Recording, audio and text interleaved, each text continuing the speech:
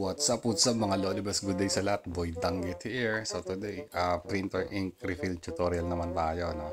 So napakamahal ng cartridge na binibili namin sa mall. Parang 80 reals, isang piraso lang siya. So ito, umorder na lang kami online. At sa worth 30 reals, ayan na yung nabili namin. Ang dami na. So may magenta, yellow, cyan, and black. So mas makakatipid kami dito. Mas mura siguro. Ilang buwan namin gagamitin to, maybe 1 year. So ito, tara ituturo ko sa inyo paano natin siya lalagyan ng ink. Okay, so tara simulan na natin. Ito lang ang kailangan natin, magenta, yellow, cyan, and black. Okay,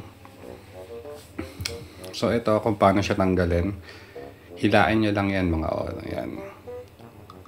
Mahila nyo lang siya pag nag-click na yan, goods na yan. Okay, so ito yung colored cartridge natin, no? So we can apply this one sa kahit anong printer. Okay? So buksan lang natin 'yan. Kita niyo yung sticker na 'yan. Just open that at may makikita kayong yan, may mga butas 'yan. So sa pinakataas, doon natin ilalagay yung magenta. And then sa lower left, yung yellow. And then sa right is yung cyan. Okay? So gagamit lang tayo ng injection. Kahit anong injection na gamitin nyo dyan. Basta sakto dyan sa butas na yan. And then at least 2 cc lang ang ilagay nyo. Huwag nyong punuin na. Huwag nyong i-full load kasi baka umapaw lang. Okay?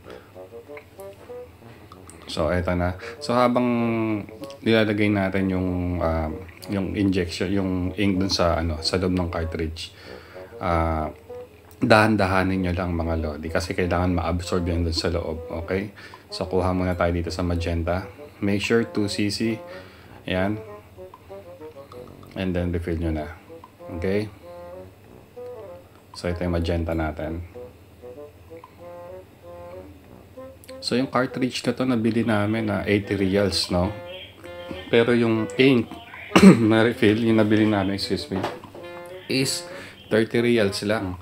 So sobrang dami ng matitipid mo na talaga dito. Okay? So 2 cc lang ha. So depende yan ha, depende sa check nyo na lang yung sa computer nyo, sa laptop nyo, sa printer nyo kung lalabas na siyang full 100% or 50%, then up to you kung magdadagdag na kayo ng bago. Okay, so pinakataas, magenta. Okay, so may tissue tayo dito. Lapag mo lang dyan. Kasi maglalabas pa yan ng ink. So magtatae yan. So papasintabi dun sa word. Magtatae pa yung cartridge mo. Okay.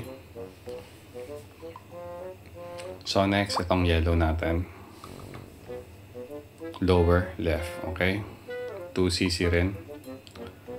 And then dahan-dahan nyo lang siyang ipasok. Huwag nyong biglain ha. Okay?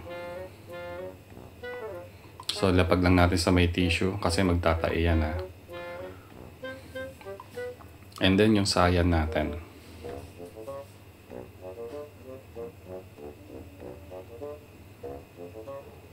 O di ba konting-konti lang yung ilalagay natin diyan pero matagalan na natin gagamitin yan.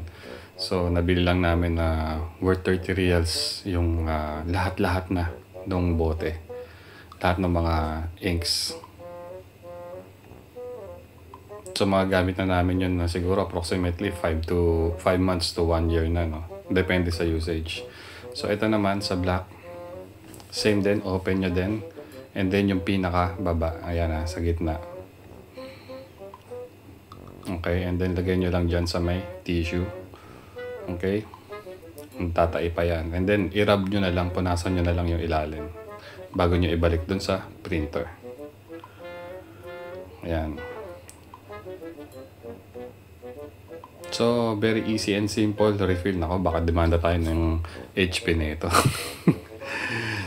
Ayan, so punasan nyo lang yung sa ilalim ng cartridge, tapos goods na yan, pwede nyo na ibalik doon sa printer nyo. Okay, so tipid na kayo dito, marami kayong matitipid dito. So dati namomroblema kami sa kung saan kami bibili ng cartridge dati, laging nauubusan. Tas depende pa sa model, magkakaiba yung kada model ng mga printer, no? So ayan, eto na yung nakita namin na best way. Ayan, sana nakatulong na sa inyo, and GG's, goodbye sa lahat and God bless to all. Ciao!